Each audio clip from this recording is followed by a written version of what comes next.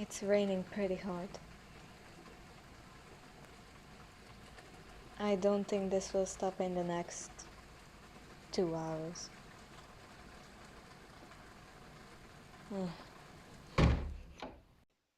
Let's do something. I'm bored. You want to read? Okay.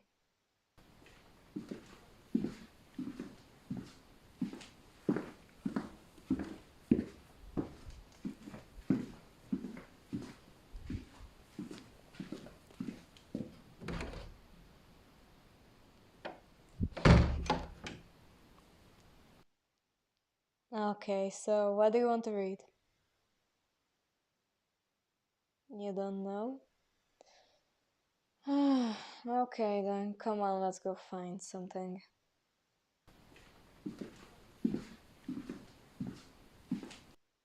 Alright, let's see. Animal farm? No thanks, we're on a farm right now. Things fall apart. That's true, but no. Emma, no thanks, I have an Emma here. Jane, What the hell? Where did we get these from? Huh? You found something? What is it? Winnie the Pooh? How old are you, 7? Okay, I'm sorry. I'll read it. Jesus. Okay, come on, let's sit down. Okay. Yeah, Winnie the Pooh, we know what we're reading. To her, who cares? Introduction. Chapter 1, finally. In which we are introduced to Winnie the Pooh and some bees, and the stories begin. Here is Edward Bear coming downstairs, bump, bump, bump, on the back of his head behind Christopher Robin. It is, as far as he knows, the only way to coming downstairs, but sometimes he feels that there really is another way. If only he could stop bumping for a moment and think of it. And then he feels that perhaps there isn't. Anyhow, here he is, at the bottom, and ready to be introduced to you. Winnie the Pooh. When I first heard his name, I said just as you are going to say. But I thought he's a boy. So did I, said Christopher Robin. Then you can't call him Winnie? I don't. But you said he's Winnie the Pooh. Don't you know what there means? Ah, yes, now I do, I said quickly. And I hope you do too. Because it is all the explanation you are going to get. Sometimes Winnie the Pooh likes a game of some sort when he comes downstairs, and sometimes he likes to sit quietly in front of the fire and listen to a story. This evening, what about the story? Said Christopher Robin. What about the story? I said. Could you sweetly tell Winnie the Pooh one? I suppose I could, I said. What sort of stories does he like? About himself, because he's that sort of bear. Oh, I see. So could you very sweetly? I'll try, I said. So I tried. Once upon a time, a very long time ago now, about last Friday, Winnie the Pooh lived in a forest all by himself under the name of Sanders. What does under the name mean? asked Christopher Robin. It means he had the name over the door in gold letters and lived under it. Winnie the Pooh wasn't quite sure, said Christopher Robin. Now I am, said a growling voice. Then I will go on, said I. One day, when he was out walking, he came to an open place in the middle of the forest. In the middle of this place was a large oak tree, and from the top of the tree there came a loud buzzing noise. Winnie the Pooh sat down at the foot of the tree, put his head between his paws, and began to think. First of all, he said to himself, "That buzzing noise means something. You don't get a buzzing noise like that, just buzzing and buzzing without its meaning something. If there's a buzzing noise, somebody is making a buzzing noise, and the only reason for making a buzzing noise that I know of is because you're a bee." Then he thought another long time and said, "And the only reason for being a bee that I know of is making honey." And then he got up and said, "And the only reason for making honey is so as I can eat it." So he began to climb the tree. He climbed and he climbed and he climbed. As he climbed, he sang a little song to himself. It went like this. "Isn't it funny how a bear likes honey? Buzz, buzz, buzz. I wonder why he does." Then he climbed a little further, and a little further, and then just a little further. By that time he had thoughts of another song. It's a very funny thought that if bears were bees, they'd build their nests at the bottom of the trees, and that if so, the bees were bears, we shouldn't have climbed up all these stairs. He was getting rather tired by this time, so that is why he sang a complaining song. He was nearly there now, and if he just stood on that branch, crack! "Oh, help!" said Pooh, as he dropped 10 feet on the branch below him. "If only I hadn't," he said as he bounced 20 feet onto the next branch. "You see what I meant to do," he explained as he turned head over heels and crashed on another branch 30 feet below. "What I meant to do? Of course it was rather," he admitted, as he slickered very quickly through the next 6 branches. "It all comes, I suppose," he decided as he said goodbye to the last branch, spun round 3 times, and flew gracefully into a gorse bush. "It all comes of liking honey so much. Oh, help!" He crawled out of the gorse bush, brushed the prickles off his nose, and began to think again, and the first person he thought of was Christopher Robin.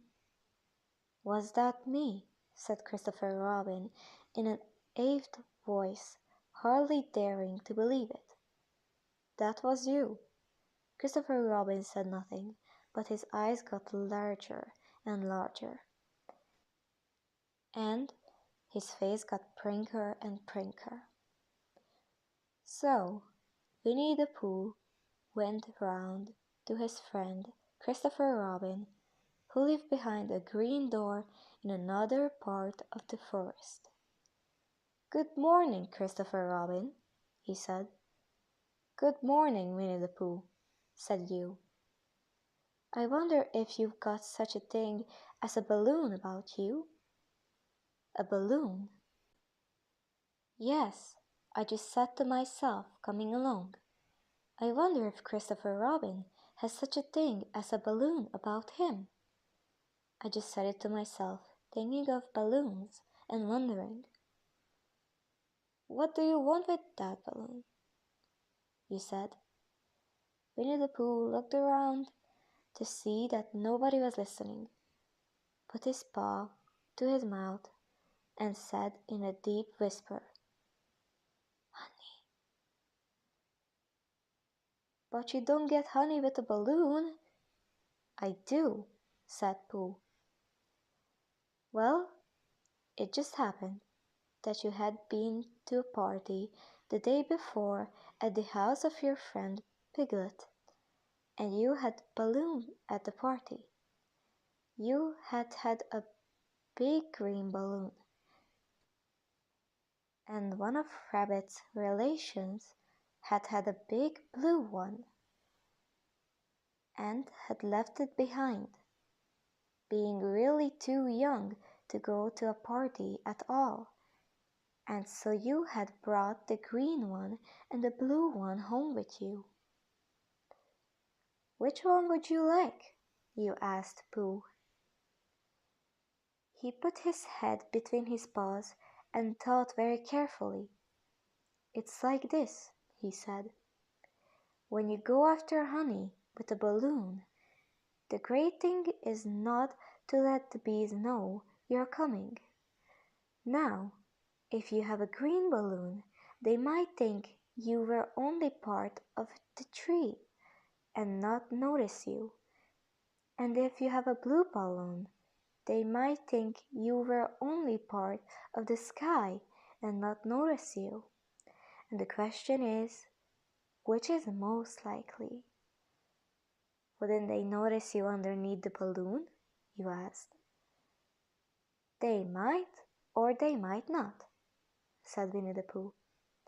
"You never can tell with bees." He thought for a moment and said, "I shall try to look like a small black cloud. That will deceive them." "Then you had better have the blue balloon," you said. And so it was decided. Well, you both went out with the blue balloon, and you took your gun with you, just in case, as you always did. And Winnie the Pooh went to a very muddy place that he knew of, and rolled until he was black all over. And then, when the balloon was blown up as big, and you and Pooh were both holding on to it, you let go suddenly, and Pooh Bear floated gracefully up into the sky, and stayed there, level with the top of the tree, and about 20 feet away from you. "Hooray!" you shouted. "Isn't that fine?" shouted Winnie Pooh down to you. "What do I look like?" "You look like a bear holding on to a balloon," you said. "Not," said Pooh anxiously, "not like a small black cloud in the sky?" "Not very much." "Ah, well, perhaps from up here it looks different. And, as I say, you never can tell with bees." There was no wind to blow him nearer to the tree, so there he stayed. He could see the honey, he could smell the honey, but he couldn't quite reach the honey. After a little while he called down to you. "Christopher Robin!" he said in a loud whisper. "Hello? I think the bees suspect something." "What sort of thing?" "I don't know, but something tells me that they are suspicious. Perhaps they think that you're after their honey. It may be that.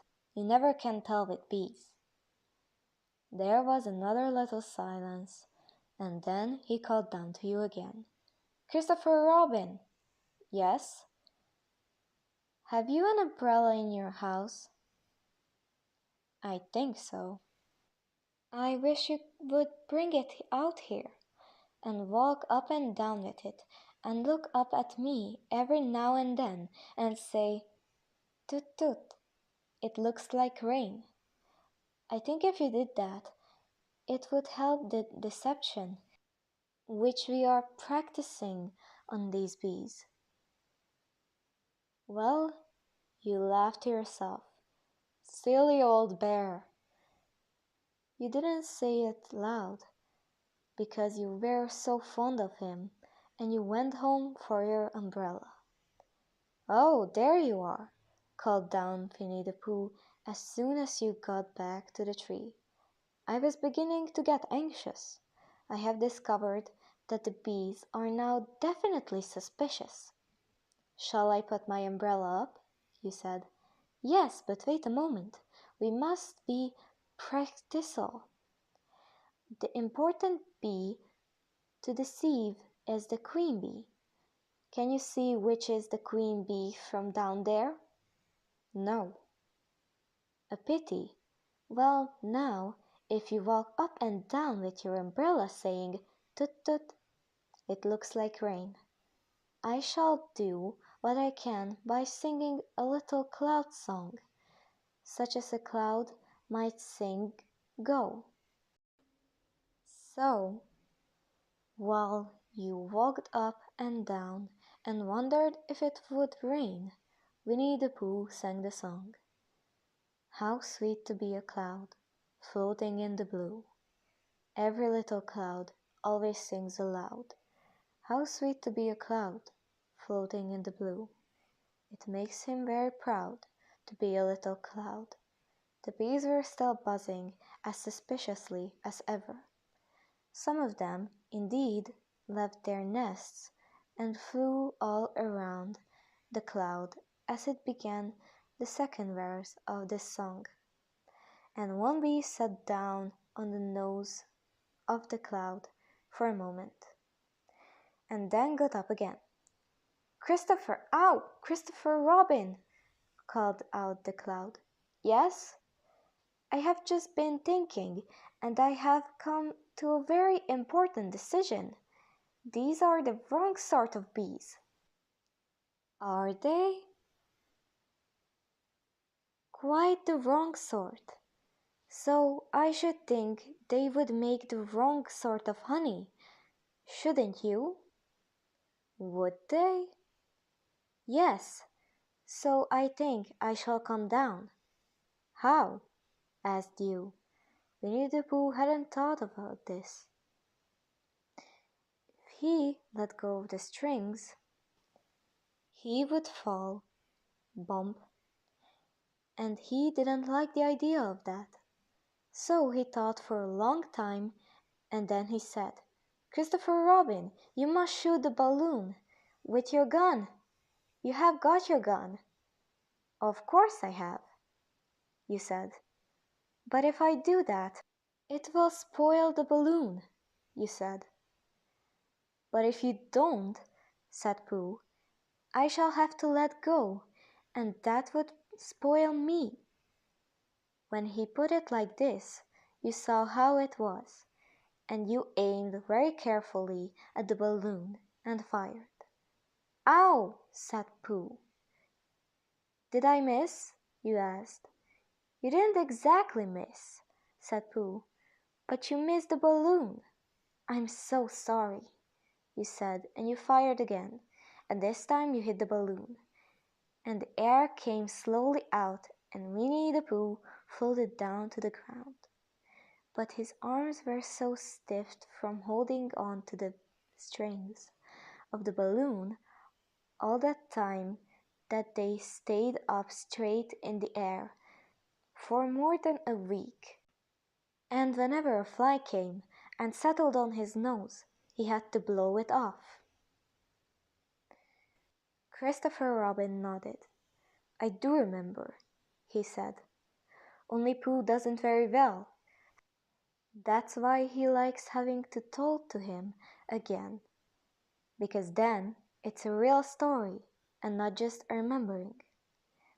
That's just how I feel, I said. Christopher Robin gave a deep sigh, picked his bear up by the leg, and walked off to the door, trailing Pooh behind him.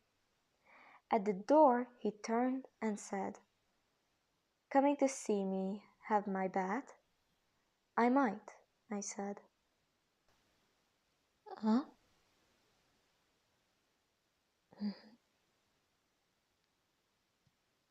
"I see.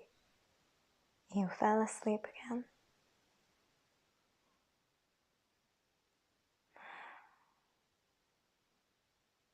Sleep well, listener.